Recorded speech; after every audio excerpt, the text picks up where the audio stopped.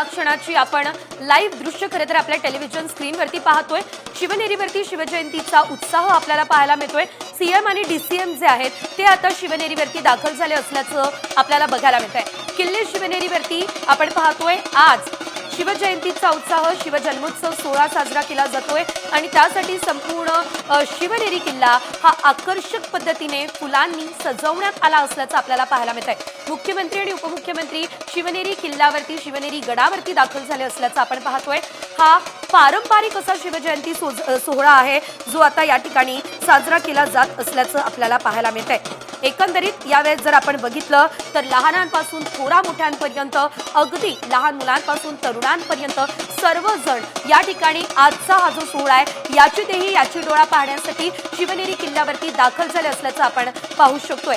आजचा हा सोहळा आपल्या डोळ्यांमध्ये पुरेपूर टिपण्यासाठी या ठिकाणी मोठ्या संख्येने सर्व शिवभक्तांनी गर्दी केली असल्याचं आपल्याला पाहायला मिळतंय। एकंदरीत आपण जर बघितलं तर किल्ले शिवनेरी अतिशय आकर्षक रूपाने सजवण्यात आलं असल्याचं देखील आपण पाहतोय आणि केवळ छत्रपती शिवाजी महाराज यांच्या नावाचा जयघोष करत या ठिकाणी हे सर्व शिवभक्त जे आहेत ते दाखल झालेले आहेत। 8वावे रूप 8वावा प्रताप असं म्हणत या ठिकाणी हा शिवजन्मोत्सव सोहळा जो आहे तो सध्या साजरा केला जात असल्याचं आपल्याला बघायला मिळतंय। एकंदरीत असे राजे ज्यांनी इतिहासाच्या पानापानावर रयतेच्या मनामनावरती अधिराज्य गाजवलेलं आहे, आपलं नाव कोरलेलं आहे, असे छत्रपती शिवाजी महाराज यांची आज 395वी जयंती आहे आणि या पार्श्वभूमीवरती मोठ्या संख्येने सर्व शिवभक्त शिवनेरी किल्ल्यावरती दाखल झाले। पोलिसांचा कडेकोट असा बंदोबस्त या ठिकाणी आपल्याला पाहायला मिळतोय।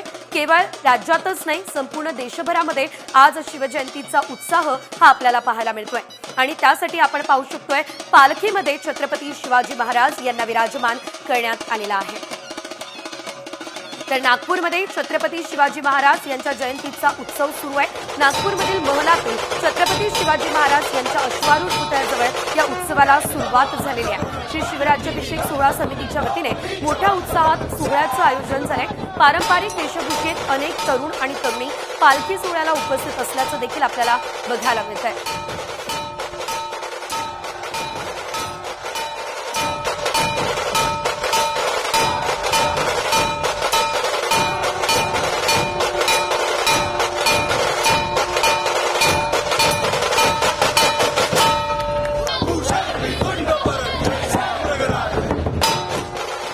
या दरम्यानचे आपण दृश्य पाहू शकतोय।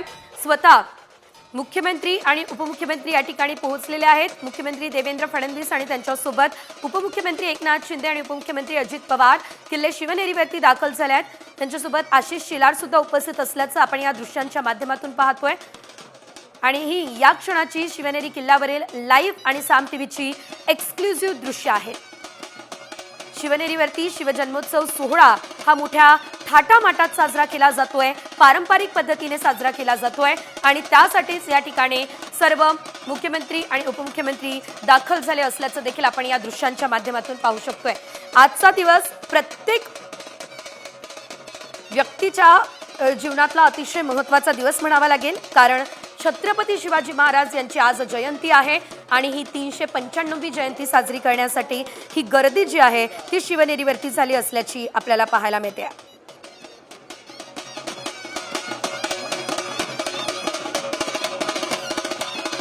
एकंदरीत दरवर्षी शिवनेरी किल्ल्यावरती अशाच प्रकारे शिवजन्मोत्सव सोहळ्याचं आयोजन जे आहे ते केलं जात असतं आणि यंदा देखील अशाच प्रकारचं आयोजन जे आहे ते शिवनेरी किल्ल्यावरती करण्यात आलेलं आहे।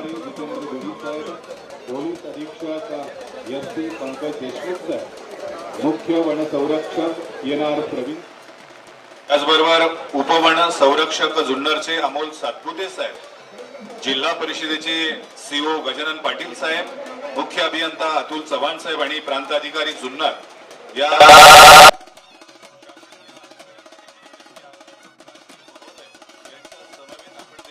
विचारपीठावर यावं।